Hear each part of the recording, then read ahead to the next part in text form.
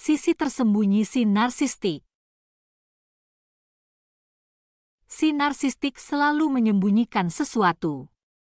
Mereka ini tidak jujur, tidak dapat dipercaya, dan jauh dari ketulusan.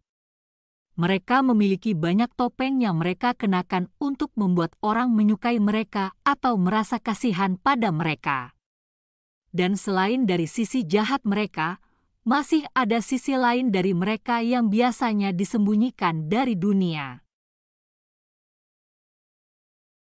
Si narsistik memiliki 3 wajah utama yang dilihat banyak orang tergantung pada hubungan yang mereka miliki dengan si narsistik. Dan itu adalah wajah seorang korban, wajah seorang pahlawan, dan wajah jahat mereka yang sebenarnya. Tapi ada wajah lain, dan itu adalah salah satu dari sisi mereka yang berhasil disembunyikan di sebagian besar hidup mereka.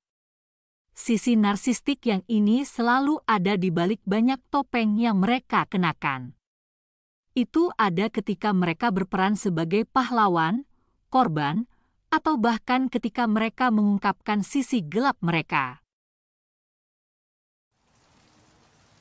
Kita perlu ingat bahwa si narsistik adalah makhluk yang tidak bahagia, egois, sengsara yang tidak dapat menemukan kepuasan dalam pencapaian atau hubungan mereka.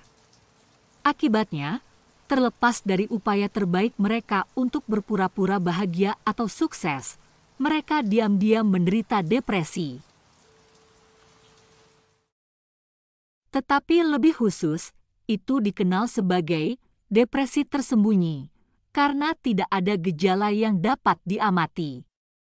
Itulah mengapa kita harus ingat bahwa si narsistik adalah orang yang berpura-pura hebat, dan tidak seperti apa yang diperlihatkannya.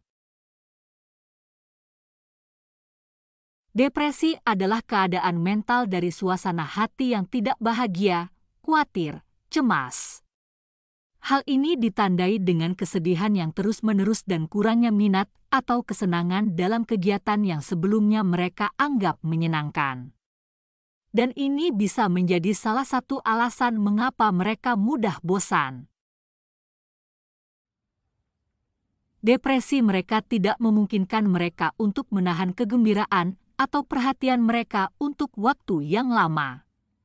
Itulah sebabnya mereka selalu mencari seseorang atau sesuatu untuk meringankan atau mengalihkan perhatian mereka dari kesedihan luar biasa yang mereka rasakan di dalam.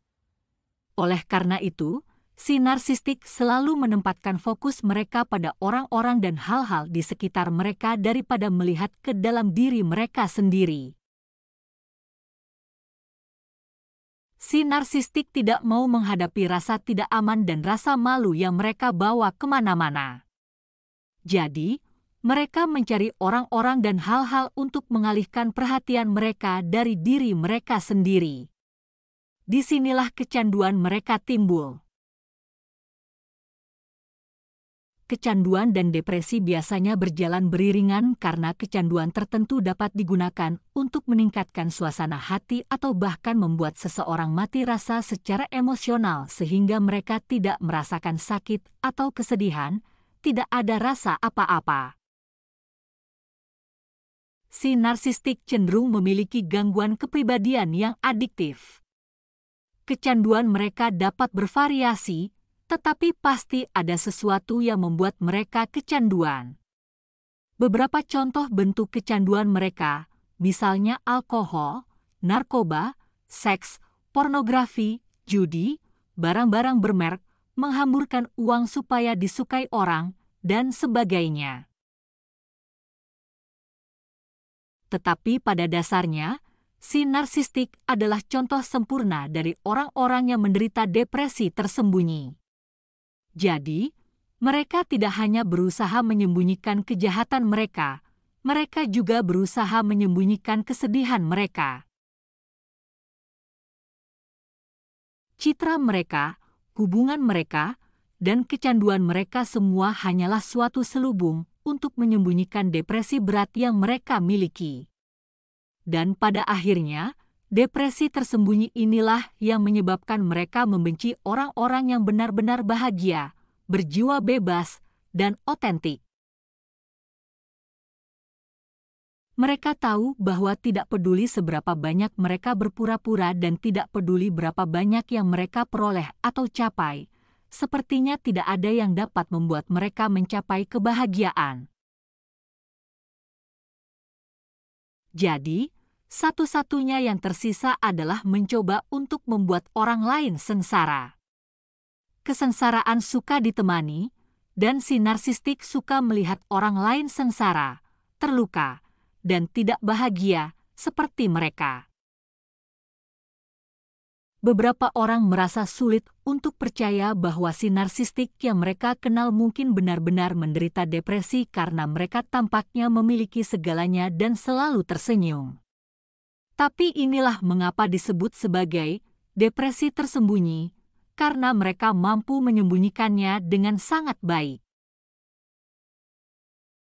Ketika seseorang diam-diam paranoid, tidak puas, malu, tidak aman, dan banyak lagi, bagaimana mungkin mereka tidak depresi? Kita perlu memahami bahwa bagian dari permainan narsistik adalah memalsukan segalanya. Tujuan mereka adalah untuk meyakinkan orang lain bahwa mereka adalah sesuatu yang bukan mereka. Dan segala sesuatu yang tidak melengkapi citra palsu mereka itu harus dikubur atau disembunyikan dari masyarakat umum. Di balik senyum palsu, citra palsu, dan semua pencapaian, mereka adalah seseorang yang sangat sedih, tidak aman, dan sengsara. Si narsistik bahkan mencoba menyembunyikan depresi mereka dari diri mereka sendiri. Tetapi bagi mereka yang cukup dekat dengan si narsistik dan telah menyaksikan penyalahgunaan alkohol atau zat lain, atau kelelahan atau kekurangan energi yang tidak dapat dijelaskan, rasa sakit dan nyeri yang terus-menerus yang tidak dapat dijelaskan, atau lekas marah dan kemurungan, ini semua adalah beberapa tanda-tanda seseorang berjuang dengan depresi tersembunyi. Dan mereka juga merupakan seseorang yang tidak mau ditolong karena mereka lebih suka hidup dalam kebohongan.